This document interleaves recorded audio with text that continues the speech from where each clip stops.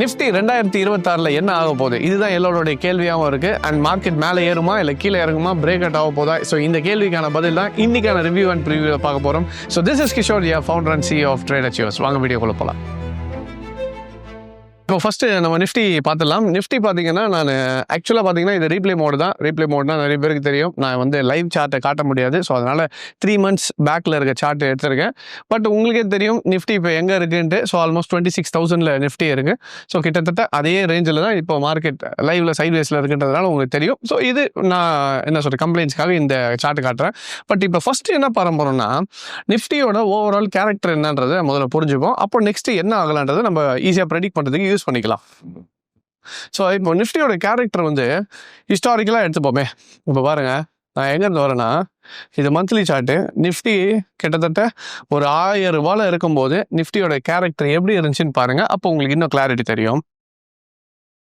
இப்போ பார்த்தீங்களா நிஃப்டி என்னாச்சு, இங்கே ஒரு டாப்பு, இது ஒரு டாப்பு, அதுக்கப்புறம் market break out and market swing high. தெரியுதா? ஸோ அப்போ இது என்ன pattern, this is cup and ஹேண்டல்னு சொல்லுவாங்க. தெரியுதுங்களா? ஸோ இந்த 1000 ரூபாயில் இருக்கும்போது மார்க்கெட் வந்து சப்போர்ட் எடுத்துட்டு, ஸோ இது ஒரு ரெசிஸ்டன்ஸு, இது ஒரு ரெசிஸ்டன்ஸு, இது ஒரு ரெசிஸ்டன்ஸ். அப்போ இது 1 2 3 அப்படி வச்சுக்கலாமா? அப்போ என்ன ஆயிடுச்சுன்னா 3 லெவல் வரும். அப்போ இதை ட்ரிபிள் டாப்னு எடுத்துக்கலாம். ஆனால் இங்கே மார்க்கெட் வந்து என்ன ஆகுது, உங்களுக்கு மேலே பிரேக் அவுட் ஆகி அதுக்கப்புறம் ட்ரெண்ட் கண்டினியூஸ் ஆச்சு. இது வந்து நிஃப்டி எங்கே ஒரு ஆல்மோஸ்ட் ஒரு 750லேருந்து 1500 2000 ரேஞ்சுக்குள்ளே நடந்த டைம் இது. இப்போ அங்கேருந்து கொஞ்சம் அப்படியே நெக்ஸ்ட் லெவலுக்கு வருவோம். அதுக்கப்புறம் 2007 8 9 எல்லாம் தெரியும் உங்களுக்கு. நல்லா மார்க்கெட் மேலே ஏறிட்டு அதுக்கப்புறம் ஒரு பெரிய கிராஷு, ஹவுசிங் மார்க்கெட் கிராஷ் வந்துச்சு. அந்த கிராஷ்லையும் பாருங்க, டாப்பு டாப்பு டாப், மார்க்கெட் என்ன ஆச்சு தெரியுதுங்களா? ஸோ இது 1 2 and 3 3 ரெசிஸ்டன்ஸு, மறுபடியும் cup and handle formation, break out, அடுத்தது ஒரு மார்க்கெட்டில் ஒரு ஸ்விங். ஸோ இது 2008 கிராஷ் அப்போது நடந்த ஒரு விஷயம். அதுக்கு அடுத்து அப்படியே ஜென்ரலாக அந்த கிராஷ் முடிச்சுட்டு நெக்ஸ்ட் லெவலுக்கு வாங்க. அடுத்த லெவலுக்கு வந்தீங்கன்னா இங்கே என்னாச்சு, மறுபடியும் ஒரு டாப்பு, ஒரு டாப்பில் பிரேக் அவுட். ஸோ மார்க்கெட் மறுபடியும் cup and handle break out and market started to shoot up. தெரியுதா? ஸோ மார்க்கெட் ஒரு ஸ்ட்ரக்சரலாக காட்டுறேன் உங்களுக்கு. நான் நிஃப்டி எப்படி ஒர்க் ஆகுது, ரெகுலராக நிஃப்டியை ஃபாலோ பண்ணுறீங்கன்னா உங்களுக்கு தெரியும் நிஃப்டியில் பேட்டர்ன்ன்றது எப்படி வரும்ன்ட்டு.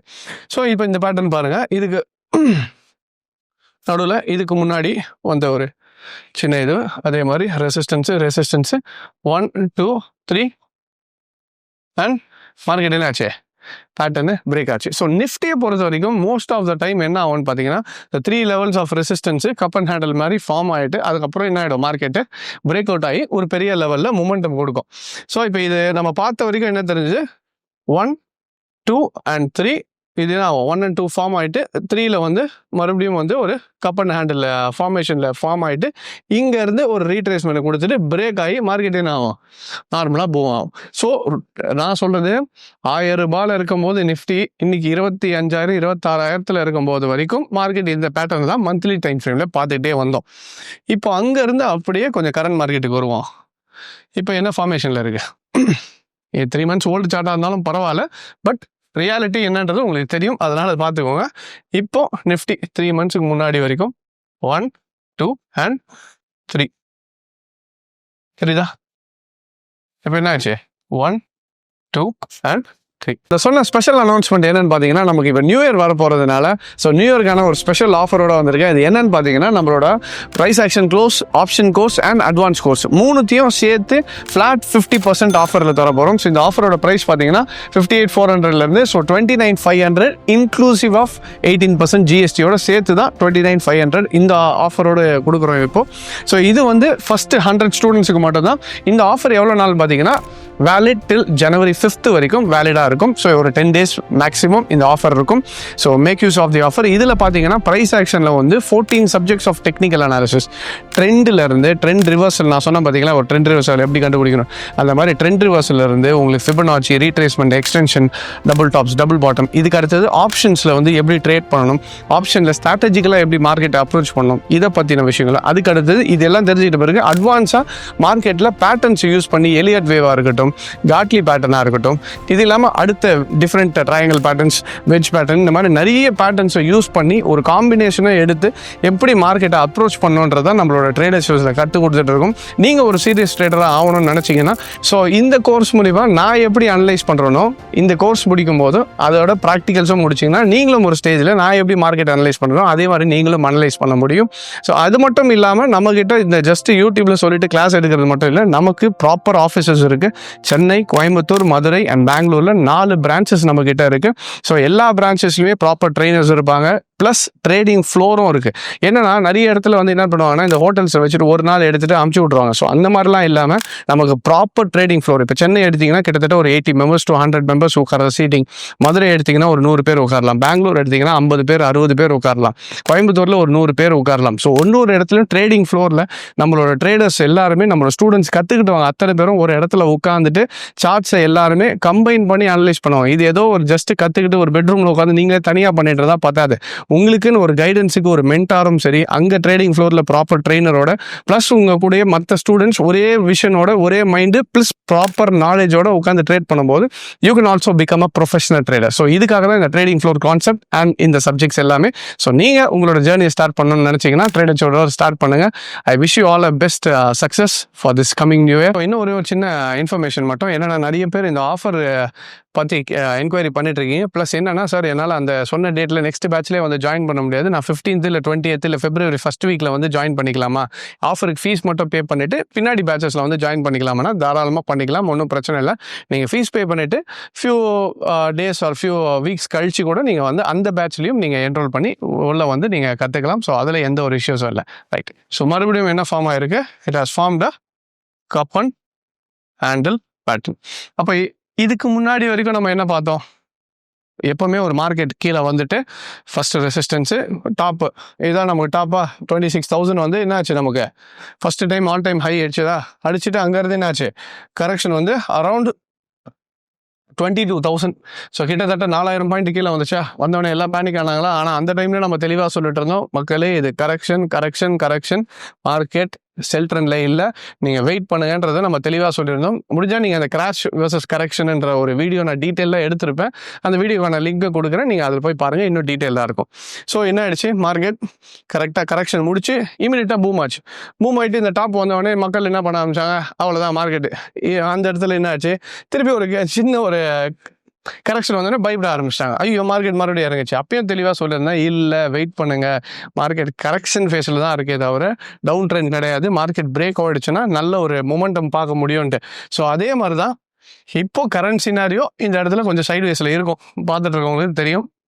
இப்போ மார்க்கெட் 26,000 வந்து இந்த 26,200 இருக்குது பார்த்தீங்களா, இதுதான் வந்து சைடு வேஸ் ரேஞ்சு. இந்த சைட்வேஸ் ரேஞ்சை மார்க்கெட் பிரேக் ஆகி வீக்லி சார்ட்டில் க்ளோஸ் ஆகிடுச்சுன்னா, நம்ம இதுக்கு முன்னாடி ஹிஸ்டாரிக்கலாக கப் அண்ட் ஹேண்டில் ஃபார்ம் ஆகி ஒரு ஹிஸ்டாரிக்கலாக மார்க்கெட் எப்படி மொமெண்டம் கொடுத்ததோ அதே மாதிரி நிஃப்டி நெக்ஸ்ட் மேஜர் மொமெண்டம் கொடுக்கறதுக்கு ரெடியாக இருக்குது. ஆனால் முதல்ல பிரேக் ஆகணும். அப்புறம் பிரேக் ஆகலைன்னா என்ன ஆகும், மறுபடியும் இந்த சைட்வேஸ் ஆகும். அது சைட்வேஸாக வந்துச்சுன்னா எங்கே வரும், மறுபடியும் அரௌண்ட் 24,000 அந்த 250 அந்த ஒரு கோல்டன் நம்பர் மாதிரி வச்சுக்கோங்களேன், 24,250 ஒரு மேஜர் சப்போர்ட் லெவல், அந்த லெவல். ஆனால் ஒன்ஸ் மார்க்கெட் இந்த 26,200 பிரேக் ஆயிடுச்சுன்னா அடுத்த ரெசிஸ்டன்ஸு மேஜர் ரெசிஸ்டன்ஸ் எங்கே இருக்குன்னு பார்த்தீங்கன்னா மினிமமே எப்படியும் 30,000. அடுத்த மேஜர் ரெசிஸ்டன்ஸ்ன்னு பார்த்தீங்கன்னா ரவுண்ட் ஃபிகர்ஸில் தான் மோஸ்ட்லி மார்க்கெட் ப்ளே ஆகும். அதுக்கப்புறம் நடுவில் எங்கே வரும்னா, ஸோ அப்போது ரெசிஸ்டன்ஸ் 1 வந்து 27,500 ஆகும், ரெசிஸ்டன்ஸ் 2 வந்து 30,000 இருக்கும். ஸோ இதுதான் நிஃப்டிக்கான next major levels of resistance. And support 1 எங்கே இருக்குன்னு பார்த்தீங்கன்னா இட்ஸ் அரௌண்ட் 24,250. இது வந்து சப்போர்ட்டாகவும் ஆக்ட் பண்ணும். ஸோ இதுதான் நிஃப்டிக்கான resistance and major support levels. So most probably இந்த புது வருஷம் 26,200 பிரேக் ஆகி நம்மளோட இந்தியன் பங்குச்சந்தை கண்டிப்பாக ஒரு புதிய உச்சத்தை போகுன்றது தான் என்னோட எக்ஸ்பெக்டேஷன். அண்ட் டெக்னிக்கலாகவும் இந்த பேட்டர்னை ஃபார்மேஷனு நீங்கள் ரெகுலராக ஃபார்மேஷனை பார்த்துட்டு வந்தவங்களுக்கும் தெரியும் இதுதான் நெக்ஸ்ட் லெவல் ஆக போகுதுன்ட்டு. ஆனால் கொஞ்சம் வெயிட் பண்ணணும். இந்த இடம் தான் ஒரு ட்ரிக்கியான இடம். ஏன்னா நிறைய பேர் இந்த இடத்துல வெயிட் பண்ணாமல் பாதியிலேயே ஓடி போயிடுவாங்க. இல்லைனா இந்த இடத்துல எப்படியாவது வந்த வரைக்கும் லாபம்பா அப்படின்னு பார்த்துட்டு வேணாம். ஆனால் அதுக்கப்புறம் மார்க்கெட் பூம் ஆகும்போது தான் ஐயோ ஏன்டா வித்தோன்னு சொல்லிட்டு ரீஎன்டர் ஆகலான்னு போவாங்க. அது எங்கே ஆவாங்கன்னு பார்த்தீங்கன்னா எல்லாம் டாப்பு போயிடும் பார்த்தீங்களா, அதுக்கப்புறம் வந்து ரீஎன்டர் ஆவாங்க. ஸோ எப்போவுமே ஒரு மார்க்கெட்டில் தெளிவாக புரிஞ்சுக்கோங்க, மார்க்கெட் ஒரு ஃபண்டமெண்டலாக ஒரு ஃபேஸில் இருக்குது, ஒரு சைடு வேஸில் இருக்குனாலே அது ஒரு பில்டிங் கட்டுற மாதிரி தான். பேஸ்மெண்ட் எவ்வளோக்கு எவ்வளோ நிஃப்டி பெருசாக போட்டுகிட்டே போதும், பில்டிங் அந்த அளவுக்கு பெருசாகிட்டே போகும். இப்போ Nifty basement ready, next break out session. இப்போது ஆக்சுவலாக பார்த்தீங்கன்னா இதுதான் நம்ம அக்யூமுலேஷன் அண்ட் டிஸ்ட்ரிபியூஷன் ஃபேஸ்ன்னு சொல்லுவோம். இப்போ நிஃப்டி இருக்கிறது வந்து அக்யூமுலேஷன் ஃபேஸில் தான் இருக்குது. பிரேக் அவுட் ஆகிடுச்சுன்னா அடுத்தது ரீஅக்யூமுலேஷன் ஃபேஸ், அதுக்கு அடுத்தது தான் டிஸ்ட்ரிபியூஷன் ஃபேஸ். இன்னும் டிஸ்ட்ரிபியூஷன் ஃபேஸில் இல்லை, டாப்பில் இருந்தாலும் இது அக்யூமுலேஷன் ஃபேஸில் தான் இருக்குது. மேபி நிறைய பேர் வீடியோ போடலாம், நிறைய பேர் கிராஷ்ன்னு சொல்லலாம்.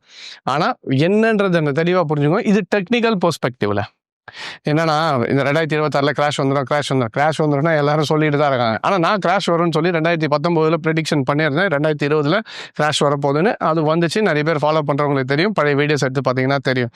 இப்போ மார்க்கெட் ஒரு நல்ல ஸ்டேபிள் எக்கனாமியில் க்ரோ ஆச்சுன்னா we can expect Nifty to break the high and புது உச்சங்களை போகிறதுக்கான நிறைய பாசிபிலிட்டி இருக்குது. ஸோ இது நிஃப்டிக்கான ஒரு இயராக இருக்கிறதுக்கான possibilities are very high. So அப்போ இதில் நீங்கள் என்ன பண்ணுங்கன்னா, உங்களோட ஃபினான்ஷியல் அட்வைசரோட அட்வைஸை கேட்டுட்டு எந்தெந்த ஸ்டாக்ஸில் நிஃப்டி 50ல் இன்வெஸ்ட் பண்ணலான்றதை பிளான் பண்ணி ப்ராப்பர் கைடன்ஸோட இன்ஃபார்ம் டெசிஷனோட நீங்கள் அதை ட்ரேட் பண்ணிங்கன்னா it will be a better thing. நீங்கள் ஜஸ்ட் இதை பார்த்துட்டு ஜஸ்ட் நேக்கடாக போய் ட்ரேட் பண்ணுறதை காட்டிலும் have proper financial advice from your financial advisor. அந்த மாதிரி போனீங்கன்னா 2026 நீங்களும் உங்களோட போர்ட்ஃபோலியோ ஸ்லோ அண்ட் ஸ்டடியாக க்ரோ பண்ண முடியும். Alright, so this is for Nifty. வரக்கூடிய நாட்களில் எப்படி இருக்குன்னா, ஆனால் என்னோட பெர்ஸ்பெக்டிவில் நான் பார்க்குறது it's clearly market is going to boom in coming year. So இது என்னோட பாயிண்ட் ஆஃப் வியூ. பட் உங்களோட அனாலிசிஸும் உங்களோட ஃபினான்ஷியல் அட்வைஸரும் கேட்டுட்டு நீங்கள் ட்ரேட் பண்ணுங்கள். Alright, so this is for Nifty. I hope this video was useful and thank you very much for joining. Take care.